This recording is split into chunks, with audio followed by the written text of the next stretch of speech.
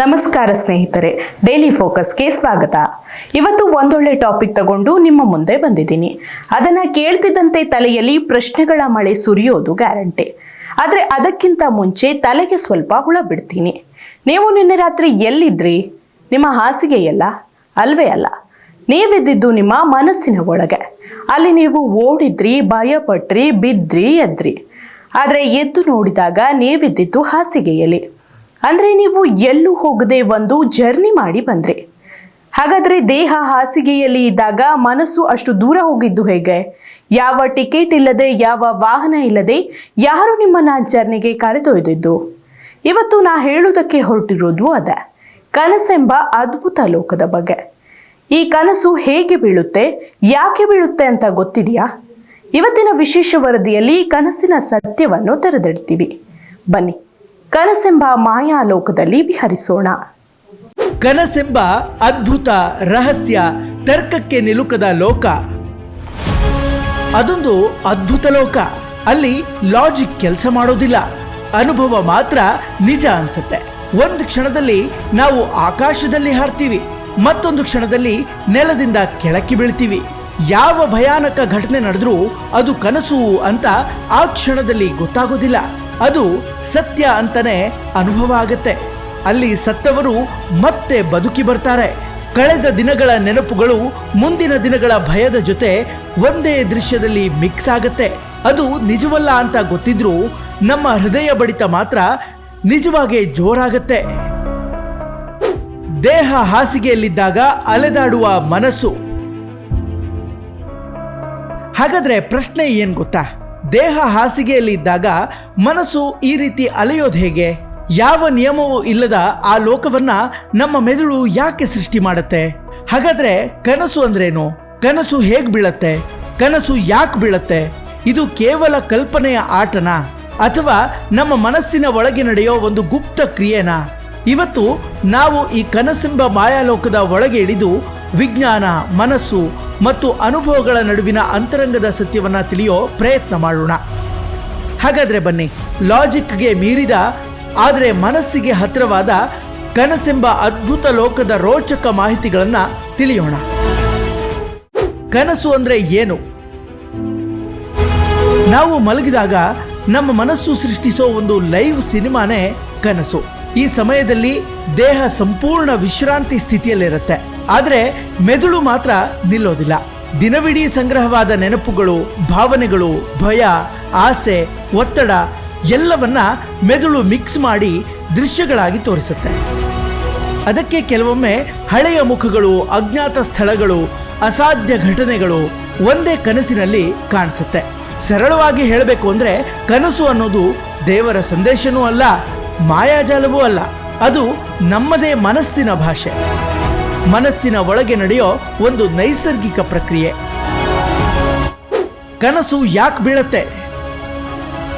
ಕನಸು ಬೀಳೋದಕ್ಕೆ ಹಲವು ಕಾರಣಗಳಿದ್ರೂ ವಿಜ್ಞಾನಿಗಳು ಪ್ರಮುಖವಾಗಿ 4 ಕಾರಣಗಳನ್ನ ಸೂಚಿಸ್ತಾರೆ. ಮೆದುಳಿನ ಕ್ಲೀನಿಂಗ್ ಪ್ರಕ್ರಿಯೆ. ದಿನವಿಡೀ ನಾವು ನೋಡಿದ, ಕೇಳಿದ, ಕಲಿತ ಸಾವಿರಾರು ಮಾಹಿತಿಗಳು ಮೆದುಳಿನಲ್ಲಿ ಸಂಗ್ರಹವಾಗುತ್ತೆ. ರಾತ್ರಿ ನಿದ್ದೆ ವೇಳೆ ಮೆದುಳು ಅವುಗಳನ್ನ ಸಾರ್ಟ್ ಅಂಡ್ ಫಿಲ್ಟರ್ ಮಾಡುತ್ತೆ. ಅಗತ್ಯ ಇರೋ ಮಾಹಿತಿಯನ್ನ ಮೆಮೊರಿ ಸೆಲ್ಗಳಲ್ಲಿ ಉಳಿಸ್ಕೊಳ್ಳುತ್ತೆ. ಅಗತ್ಯ ಇಲ್ಲದ ಗೊಂದಲದ ಮಾಹಿತಿಯನ್ನ ನಿಧಾನವಾಗಿ ಬಿಡುತ್ತೆ. ಈ ಕ್ಲೀನಿಂಗ್ ಪ್ರಕ್ರಿಯೆಯಲ್ಲೇ ಚಿತ್ರಗಳು, ದೃಶ್ಯಗಳು, ಅನುಭವಗಳು ಕನಸಾಗಿ ರೂಪುಗೊಳ್ಳುತ್ತೆ. ಒತ್ತಡ ಮತ್ತು ಭಾವನೆಗಳು. ಹಗಲು ಸಮಯದಲ್ಲಿ ಹೇಳದೆ ಉಳಿದ ಭಯ, ಯಾರಿಗೂ ಹೇಳಲಾಗದ ದುಃಖ, ಮನಸ್ಸಿನಲ್ಲಿ ಅಡಗಿಕೊಂಡ ಕೋಪ, ಪೂರೈಸದ ಆಸೆಗಳು ಇವೆಲ್ಲವನ್ನ ಹಗಲು ನಾವು ಕಂಟ್ರೋಲ್ ಮಾಡ್ತೀವಿ. ಆದರೆ ರಾತ್ರಿ ನಿದ್ದೆಯಲ್ಲಿ ಆ ಕಂಟ್ರೋಲ್ ಕಡಿಮೆ ಆಗತ್ತೆ. ಆಗ ಈ ಭಾವನೆಗಳು ಚಿತ್ರಗಳಾಗಿ, ಘಟನೆಗಳಾಗಿ ಕನಸಿನ ಮೂಲಕ ಹೊರಬರುತ್ತೆ. ನೆನಪುಗಳ ಮರುಪ್ರಸಾರ. ನಾವು ಹಗಲು ಕಂಡ ಮುಖಗಳು, ಕೇಳಿದ ಮಾತುಗಳು, ಅನುಭವಿಸಿದ ಘಟನೆಗಳು ಇವೆಲ್ಲವೂ ಮೆದುಳಿನಲ್ಲಿ ದಾಖಲಾಗಿರುತ್ತೆ. ರಾತ್ರಿ ನಿದ್ದೆ ವೇಳೆ ಅವು ಮತ್ತೆ ರೀಪ್ಲೇ ಮೋಡ್ನಲ್ಲಿ ಓಡುತ್ತೆ. ಅದಕ್ಕೇನೆ ಇತ್ತೀಚೆಗೆ ನೋಡಿದ ವ್ಯಕ್ತಿ ಕನಸಿನಲ್ಲಿ ಕಾಣಿಸಿಕೊಳ್ತಾನೆ. ಹಳೆಯ ನೆನಪು ಮತ್ತು ಹೊಸ ಅನುಭವ ಒಂದೇ ಕನಸಲ್ಲಿ ಮಿಕ್ಸ್ ಆಗುತ್ತೆ. ಬದುಕುಳಿಯುವ ಎಚ್ಚರಿಕೆ ವ್ಯವಸ್ಥೆ. ಮೆದುಳು ಅನ್ನೋದು ಮನುಷ್ಯ ಅಥವಾ ಜೀವಿ ಬದುಕುಳಿಯೋದಕ್ಕೆ ಸದಾ ಎಚ್ಚರಿಸುವ ಯಂತ್ರ. ಅಪಾಯದ ಸಂದರ್ಭಗಳಲ್ಲಿ ನಾವು ಹೇಗೆ ಪ್ರತಿಕ್ರಿಯಿಸಬೇಕು ಅಂತ ಮೆದುಳು ಮುಂಚಿತವಾಗಿ ಅಭ್ಯಾಸ ಮಾಡಿಸುತ್ತೆ. ಓದೋದು, ಹೋರಾಡೋದು, ಬಿದ್ದು ಹೋಗೋದು, ತಪ್ಪಿಸಿಕೊಳ್ಳೋದು ಇಂಥ ಕನಸುಗಳು ಕೆಲ ವಿಜ್ಞಾನಿಗಳ ಪ್ರಕಾರ ಭವಿಷ್ಯದ ಅಪಾಯಗಳಿಗೆ ನಮ್ಮನ್ನ ಮೆಂಟಲಿ ರೆಡಿ ಮಾಡೋ ಒಂದು ಪ್ರಯತ್ನ. ಒಟ್ಟಾರೆ ಕನಸು ಅನ್ನೋದು ಭಯ ಅಲ್ಲ, ಅದು ಮನಸ್ಸಿನ ಅಭ್ಯಾಸ, ಜೀವ ಉಳಿಸಿಕೊಳ್ಳುವ ತರಬೇತಿ. ಕನಸು ಹೇಗೆ ಬೀಳತ್ತೆ? ಕನಸು ಬೀಳೋದು ಅನ್ನೋದು ಒಂದು ಮನಸ್ಸಿನ ಪ್ರಕ್ರಿಯೆ. ನಾವು ಮಲಗಿದ ಮೇಲೆ ನಮ್ಮ ನಿದ್ದೆ ಒಟ್ಟು 4 ಹಂತಗಳಲ್ಲಿ ಸಾಗುತ್ತೆ. ನಿದ್ದೆಯ 4ನೇ ಹಂತವಾದ REM ಹಂತದಲ್ಲಿ ಬಹುತೇಕ ಕನಸುಗಳು ಬೀಳುತ್ತೆ. ಹಾಗಾದ್ರೆ ಈ 4 ಹಂತಗಳು ಯಾವುವು ಅನ್ನೋದನ್ನ ನೋಡೋಣ ಬನ್ನಿ. ಮೊದಲ ಹಂತ ಲೈಟ್ ಸ್ಲೀಪ್. ಮಲಗಿದ ಕೆಲ ನಿಮಿಷಗಳಲ್ಲಿ ಈ ಹಂತ ಶುರುವಾಗುತ್ತೆ. ದೇಹ ಸುಲಭವಾಗಿ ರಿಲ್ಯಾಕ್ಸ್ ಮೂಡ್ಗೆ ಜಾರುತ್ತೆ. ಹೃದಯ ಬಡಿತ ನಿಧಾನವಾಗುತ್ತೆ. ಈ ಹಂತದಲ್ಲಿ ಸಣ್ಣ ಶಬ್ದಕ್ಕೂ ಎದ್ದು ಬಿಡುವ ಸಾಧ್ಯತೆ ಇರುತ್ತೆ. ಕೆಲವೊಮ್ಮೆ ಜರಕು ಹೊಡೆದಂತೆ ಅನುಭವ ಆಗುತ್ತೆ. ಎರಡನೇ ಹಂತ ಡೀಪರ್ ಲೈಟ್ ಸ್ಲೀಪ್. ಇದು ನಿಜವಾದ ನಿದ್ದೆಗೆ ದೇಹ ಪ್ರವೇಶ ಮಾಡುವ ಹಂತ. ಈ ಹಂತದಲ್ಲಿ ಮೆದುಳಿನ ಚಟುವಟಿಕೆ ನಿಧಾನಗತಿಯಲ್ಲಿ ಸಾಗುತ್ತೆ. ದೇಹದ ತಾಪಮಾನ ಇಳಿಕೆಯಾಗುತ್ತೆ. ಕಣ್ಣು ಮಸಲ್ಸ್ ಸ್ಥಿರವಾಗಲು ಆರಂಭವಾಗುತ್ತೆ. ನಾವು ನಮ್ಮ ನಿದ್ದೆಯ ಹೆಚ್ಚು ಸಮಯ ಕಳೆಯೋದು ಇದೇ ಹಂತದಲ್ಲಿಯೇ. ಮೂರನೇ ಹಂತ ಡೀಪ್ ಸ್ಲೀಪ್. ಇದು ಅತಿ ಆಳವಾದ ನಿದ್ದೆಗೆ ಜಾರುವ ಹಂತ. ಈ ಹಂತದಲ್ಲಿ ದೇಹ ತನ್ನನ್ನು ತಾನು ರೀಸೆಟ್ ಮಾಡಿಕೊಳ್ಳುತ್ತೆ. ಜೊತೆಗೆ ದೇಹದ ಬೆಳವಣಿಗೆ ಆಗೋದು ಕೂಡ ಇದೇ ಹಂತದಲ್ಲಿಯೇ. ಒಟ್ಟಾರೆ ದೇಹದಲ್ಲಿನ ತೊಂದರೆಗಳನ್ನು ರಿಪೇರಿ ಮಾಡಿ ರೋಗ ನಿರೋಧಕ ಶಕ್ತಿ ಬಲಪಡಿಸುವ ಪ್ರಕ್ರಿಯೆ ಇಲ್ಲಿ ನಡೆಯುತ್ತೆ. ಈ ಹಂತದಲ್ಲಿ ಎಬ್ಬಿಸುವುದು ತುಂಬಾ ಕಷ್ಟ ಮತ್ತು ಕನಸು ಬೀಳೋದು ಕೂಡ ಅಪರೂಪ. ನಾಲ್ಕನೇ ಹಂತ REM ಸ್ಲೀಪ್ ಅಥವಾ ಡ್ರೀಮ್ ಸ್ಟೇಜ್. REM ಅಂದ್ರೆ ರ್ಯಾಪಿಡ್ ಐ ಮೂವ್ಮೆಂಟ್. ಕಣ್ಣು ಒಳಗೆ ವೇಗವಾಗಿ ಚಲನೆ ಮಾಡುತ್ತೆ. ದೇಹ ಸಂಪೂರ್ಣ ಸ್ತಬ್ಧವಾಗಿ ಮೆದುಳು ಫುಲ್ ಆಕ್ಟಿವ್ ಆಗುತ್ತೆ. ಬಹುತೇಕ ಕನಸುಗಳು ಬೀಳೋದು ಇದೇ ಹಂತದಲ್ಲಿಯೇ. ಸರಳವಾಗಿ ಹೇಳಬೇಕು ಅಂದ್ರೆ ದೇಹ ಮಲಗಿರುತ್ತೆ, ಆದರೆ ಮನಸ್ಸು ಜಾಗೃತವಾಗಿರೋ ಹಂತವೇ ಈ REM ಸ್ಲೀಪ್. ಅಂದ್ರೆ ದೇಹ ವಿಶ್ರಾಂತ ಸ್ಥಿತಿಯಲ್ಲಿದ್ರೂ ಮೆದುಳು ಮಾತ್ರ ಜಾಗೃತ ಸ್ಥಿತಿಯಂತೆಯೇ ಕಾರ್ಯನಿರ್ವಹಿಸುತ್ತೆ.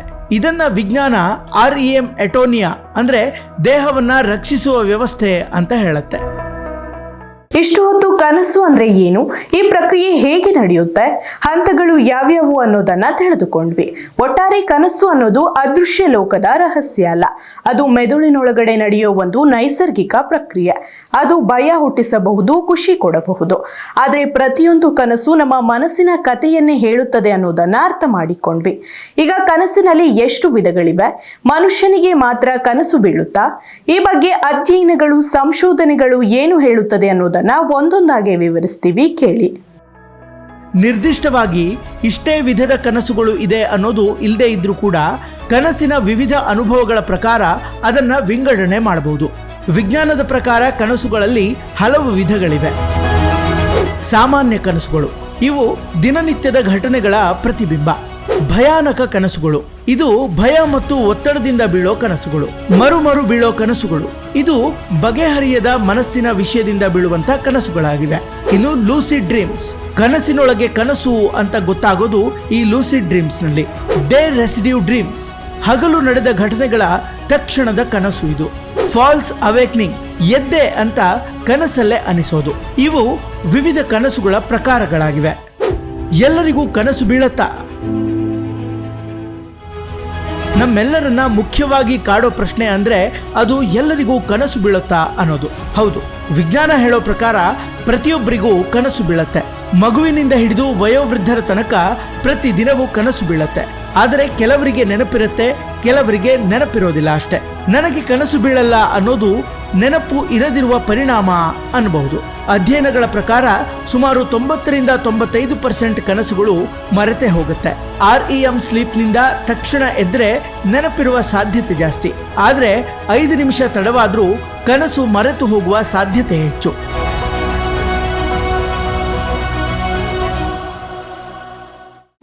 ಕನಸುಗಳು ಮರೆತು ಹೋಗೋದು ಯಾಕೆ? ಕನಸು ಮೆದುಳಿನ ಶಾರ್ಟ್ ಟರ್ಮ್ ಮೆಮೊರಿಯಲ್ಲಿ ಸ್ಟೋರ್ ಆಗಿರುತ್ತೆ. ಹೀಗಾಗಿ ನಿದ್ದೆಯಿಂದ ಎದ್ದ ತಕ್ಷಣ ಮೆದುಳು ರಿಯಲ್ ವರ್ಲ್ಡ್ ಮೋಡ್ಗೆ ಶಿಫ್ಟ್ ಆಗೋ ಕಾರಣ ಬಹುತೇಕ ಕನಸು ನೆನಪುಳಿಯೋದಿಲ್ಲ. ಇನ್ನು ಹೊಸ ಮಾಹಿತಿ ಹಳೆಯ ಕನಸನ್ನ ಓವರ್ ರೈಟ್ ಮಾಡುತ್ತೆ. ಅದಕ್ಕೆ ಜಸ್ಟ್ ನೆನಪಿತ್ತು, ಈಗ ಮರ್ತೇ ಹೋಯ್ತು ಅನ್ನೋ ಅನುಭವ ಆಗೋದು. ಕನಸಲ್ಲಿ ದೇಹ ರಿಯಾಕ್ಟ್ ಮಾಡೋದು ಯಾಕೆ? ಹೃದಯ ಜೋರಾಗಿ ಬಡಿಯೋದು, ಬೆವರು, ಉಸಿರಾಟದ ವೇಗ, ಭಯ, ಅಳುವ ಅನುಭವ ಇವುಗಳಿಗೆ ಮುಖ್ಯವಾದ ಕಾರಣ ಅಂದ್ರೆ ಮೆದುಳು ಕನಸನ್ನ ನಿಜ ಘಟನೆ ಅಂತಲೇ ಅನುಭವ ಮಾಡೋದು. ಮೆದುಳಿನ ಫಿಯರ್ ಸೆಂಟರ್ ಆಕ್ಟಿವ್ ಆಗಿದ್ದು ಲಾಜಿಕ್ ಸೆಂಟರ್ ಸ್ಲೋ ಆಗೋದ್ರಿಂದಲೇ ಕನಸಿನಲ್ಲೂ ಎಷ್ಟೋ ಸಲ ದೇಹ ರೆಸ್ಪಾಂಡ್ ಮಾಡುತ್ತೆ. ಇನ್ನು ಭಯಾನಕ ಕನಸು, ಉಸಿರಾಟದ ಬದಲಾವಣೆ, ಮೆದುಳಿನ ಅಲರ್ಟ್ ಸಿಸ್ಟಮ್ ಆಕ್ಟಿವೇಟ್ ಆಗೋದು ಅಥವಾ ಜರಕು ಹೊಡೆದಂತೆ ಅನುಭವ ಆದರೆ ನಮಗೆ ಸಡನ್ ಎಚ್ಚರ ಆಗುತ್ತೆ. ಆದರೆ ಇದು ದೇಹದ ರಕ್ಷಣಾ ವ್ಯವಸ್ಥೆ. ಪ್ರಾಣಿಗಳಿಗೆ ಕನಸು ಬೀಳೋದಿಲ್ವಾ? ವಿಜ್ಞಾನ ಹೇಳುವಂತೆ ನಾಯಿ, ಬೆಕ್ಕು, ಕುದುರೆ, ಮಂಗ, ಇಲಿ, ಡಾಲ್ಫಿನ್ಗಳಿಗೆ ಕನಸು ಬೀಳತ್ತೆ. ಇವುಗಳಲ್ಲೂ REM ಸ್ಲೀಪ್ ಕಂಡು ಬರುತ್ತೆ. ನಾಯಿಗಳು ಎಷ್ಟೋ ಸಲ ಕಾಲು ಚಲಿಸೋದು ಕನಸಿನ ಪ್ರತಿಕ್ರಿಯೆಯಿಂದ. ಕನಸಿಗೇನಾದ್ರೂ ಅರ್ಥ ಇದೆಯಾ? ವಿಜ್ಞಾನದ ಪ್ರಕಾರ ಕನಸಿಗೆ ಭವಿಷ್ಯ ಅರ್ಥ ಇಲ್ಲ, ಆದರೆ ಭಾವನಾತ್ಮಕ ಅರ್ಥ ಇದೆ. ಕನಸು ಮನಸ್ಸಿನ ಸ್ಥಿತಿಯ ಸೂಚನೆ. ಇದು ಒತ್ತಡ, ಭಯ, ಆಸೆಯ ಪ್ರತಿಬಿಂಬ ಅಷ್ಟೆ.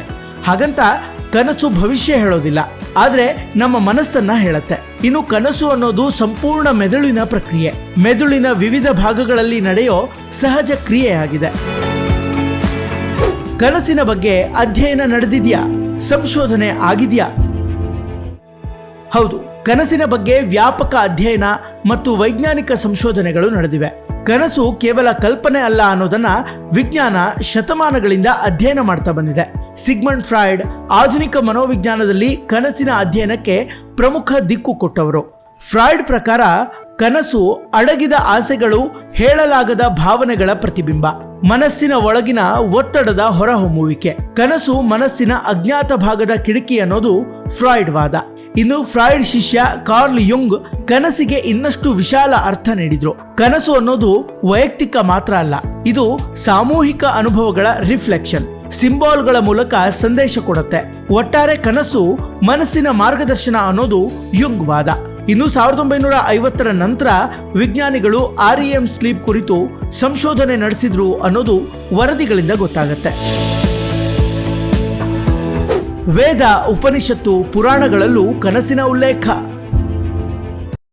ಇತ್ತೀಚೆಗೆ ವಿಜ್ಞಾನಿಗಳು ಇಷ್ಟೆಲ್ಲ ಸಂಶೋಧನೆ ನಡೆಸಿದ್ರು ಹಿಂದೂ ಧರ್ಮ ಗ್ರಂಥಗಳಲ್ಲಿ ಸಾವಿರಾರು ವರ್ಷಗಳ ಹಿಂದೆಯೇ ಕನಸಿನ ಬಗ್ಗೆ ವಿವರಿಸಲಾಗಿದೆ. ಹೌದು, ಹಿಂದೂ ಧರ್ಮದಲ್ಲಿ ಕನಸಿಗೆ ಬಹಳ ಪ್ರಾಚೀನ ಮತ್ತು ಗಂಭೀರ ಸ್ಥಾನ ಇದೆ. ಮಾಂಡುಕ್ಯ ಉಪನಿಷತ್ನಲ್ಲಿ ಮಾನವನ ಚೇತನ ಸ್ಥಿತಿಯನ್ನ 4 ಹಂತಗಳಲ್ಲಿ ವಿವರಿಸಲಾಗಿದೆ. ಅದರಲ್ಲಿ ಸ್ವಪ್ನಾವಸ್ಥೆಯ ಬಗ್ಗೆ ವಿವರಿಸಲಾಗಿದೆ. ಇದು ಆತ್ಮ ಮತ್ತು ಮನಸ್ಸಿನ ನಡುವಿನ ಹಂತ ಅಂತ ಉಲ್ಲೇಖವಾಗಿದೆ. ಅದೇ ರೀತಿ ಭಗವದ್ಗೀತೆಯಲ್ಲಿ ಕನಸಿನ ತತ್ವ ಅಡಗಿದ್ದು ಕನಸು ಜೀವನದ ಮಿಥ್ಯತೆಯನ್ನ ಅರ್ಥ ಮಾಡಿಕೊಳ್ಳುವ ಸಾಧನ ಅಂತ ಹೇಳಲಾಗಿದೆ. ಅದೇ ರೀತಿ ಪುರಾಣಗಳಲ್ಲೂ ಕನಸಿನ ಉಲ್ಲೇಖವಿದ್ದು ಕನಸುಗಳು ಕೆಲವೊಮ್ಮೆ ಸಂಕೇತ ಅಂತ ಹೇಳಲಾಗಿದೆ. ಕನಸಿನಿಂದ ಏನಾದರೂ ಪ್ರಯೋಜನ ಇದೆಯಾ? ಇಷ್ಟೆಲ್ಲ ವಿಷಯ ಕೇಳಿದ ಮೇಲೆ ನಮಗೆ ಕಟ್ಟ ಕಡೆಯದಾಗಿ ಮೂಡುವ ಪ್ರಶ್ನೆ, ಕನಸಿನಿಂದ ಏನಾದರೂ ಯೂಸ್ ಇದೆಯಾ ಅನ್ನೋದು. ಹೌದು, ಕನಸಿಂದ ಸಾಕಷ್ಟು ಪ್ರಯೋಜನಗಳಿವೆ. ಕನಸು ಮೆದುಳಿನ ಮಾನಸಿಕ ಒತ್ತಡವನ್ನ ಕಡಿಮೆ ಮಾಡುತ್ತೆ. ಮೆದುಳಲ್ಲಿ ಸ್ಟೋರ್ ಆದ ಒತ್ತಡ, ಭಯ, ಗೊಂದಲ, ಆತಂಕ ಕನಸಿನ ಮೂಲಕ ಹೊರಬರುತ್ತೆ. ಇದರಿಂದ ಮನಸ್ಸು ಹಗುರವಾಗುತ್ತೆ, ನಿದ್ದೆ ಆಳವಾಗುತ್ತೆ. ಕನಸಿನಿಂದ ನೆನಪಿನ ಶಕ್ತಿ ಹೆಚ್ಚಾಗುತ್ತೆ. ಓದಿದ ವಿಷಯ, ಕಲಿತ ಕೌಶಲ್ಯ, ಕಂಡ ಅನುಭವ ಕನಸಿನ ಸಮಯದಲ್ಲಿ ಮೆದುಳು ಅವನ್ನ ಪಕ್ಕಾ ಮೆಮೊರಿಯಾಗಿ ಸೇವ್ ಮಾಡುತ್ತೆ. ಅದಕ್ಕೆ ಹೇಳೋದು ಒಳ್ಳೆ ನಿದ್ದೆ ಮಾಡಿದ್ರೆ ಓದು ನೆನಪಿರುತ್ತೆ ಅಂತ. ಇನ್ನು ಸಮಸ್ಯೆಗಳಿಗೆ ಪರಿಹಾರ ಸಿಗತ್ತೆ. ಕೆಲವೊಮ್ಮೆ ಎಚ್ಚರದಲ್ಲಿದ್ದಾಗ ಸಿಗದ ಉತ್ತರ ಕನಸಿನಲ್ಲಿ ಸುಲಭವಾಗಿ ಸಿಗತ್ತೆ.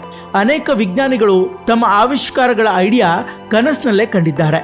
ಅಲ್ಲದೆ ಬರಹಗಾರರು, ಕಲಾವಿದರು, ಸಂಗೀತಗಾರರಿಗೆ ಹೊಸ ಆಲೋಚನೆಗಳು ಹುಟ್ಟಿದ ಉದಾಹರಣೆಗಳು ಕೂಡ ಸಾಕಷ್ಟಿವೆ. ಕನಸು ಭವಿಷ್ಯದ ಅಪಾಯಕ್ಕೆ ಮನಸ್ಸನ್ನ ತಯಾರಿಸೋ ರಕ್ಷಣಾ ವ್ಯವಸ್ಥೆ ಆಗಿರೋದ್ರಿಂದ ಭಯಕ್ಕೆ ಮನಸ್ಸು ತಯಾರಾಗುತ್ತೆ. ಕನಸು ಮನಸ್ಸಿನ ಸ್ಥಿತಿಯನ್ನ ತಿಳಿಸುತ್ತೆ. ಪುನಃ ಪುನಃ ಬೀಳುವ ಕನಸುಗಳು ನಮ್ಮ ಒಳಗಿನ ದೈಹಿಕ, ಮಾನಸಿಕ ಆರೋಗ್ಯ ಸಮಸ್ಯೆಗಳನ್ನ ತೋರಿಸುತ್ತೆ. ಒಟ್ನಲ್ಲಿ ಕನಸು ವ್ಯರ್ಥ ಅಲ್ಲ, ಅದೊಂದು ಮೆದುಳಿನ ಕೆಲಸ. ಭಾವನಾತ್ಮಕ ಒತ್ತಡವನ್ನ ಕಡಿಮೆ ಮಾಡಿ ಮಾನಸಿಕ ಆರೋಗ್ಯಕ್ಕೆ ಮುಖ್ಯ. ದೀರ್ಘಕಾಲ ಕನಸು ಬೀಳದಿದ್ರೆ ಅದು ಮಾನಸಿಕ ಒತ್ತಡದ ಸೂಚನೆ ಆಗಿರ್ಬೋದು ಅಂತ ಕೆಲವು ಅಧ್ಯಯನಗಳು ಹೇಳುತ್ತೆ. ಕನಸು ಎಂಬ ಮಾಯಾಲೋಕದಲ್ಲಿ ಎಷ್ಟೆಲ್ಲ ವಿಷಯಗಳು ಇರೋ ಬಗ್ಗೆ ನಿಮಗೆ ಅಚ್ಚರಿಯಾಗಿರಬಹುದು. ಖಂಡಿತ ಕನಸಿನ ಬಗ್ಗೆ ಸಾವಿರಾರು ವರ್ಷಗಳಿಂದ ಸಾಕಷ್ಟು ಸಂಶೋಧನೆಗಳು, ಅಧ್ಯಯನಗಳು ನಡೆದ್ರೂ ಇನ್ನೂ ತಿಳಿಯಲು ಸಾಧ್ಯವಾಗದಿರೋ ಅನೇಕ ವಿಷಯಗಳು ಅಡಗಿವೆ ಅನ್ನೋದನ್ನ ವಿಜ್ಞಾನ ಒಪ್ಪಿಕೊಳ್ಳುತ್ತೆ. ಒಟ್ಟಿನಲ್ಲಿ ಸಾಕಷ್ಟು ಕ್ಯೂರಿಯಾಸಿಟಿ ಇರುವ ಕನಸಿನ ಆಳ ಅಗಲವನ್ನು ವಿವರಿಸೋ ಒಂದು ಪ್ರಯತ್ನ ಮಾಡಿದ್ದೇವೆ. ಈ ಬಗ್ಗೆ ನಿಮ್ಮ ಅಭಿಪ್ರಾಯ ಏನು ಅನ್ನೋದನ್ನ ಕಾಮೆಂಟ್ ಮಾಡಿ. ಮುಂದಿನ ಸಂಚಿಕೆಯಲ್ಲಿ ಮತ್ತೊಂದು ಇಂಟ್ರೆಸ್ಟಿಂಗ್ ವಿಷಯ ತಗೊಂಡು ನಿಮ್ಮ ಮುಂದೆ ಹಾಜರಾಗ್ತೀವಿ. ನಮಸ್ಕಾರ.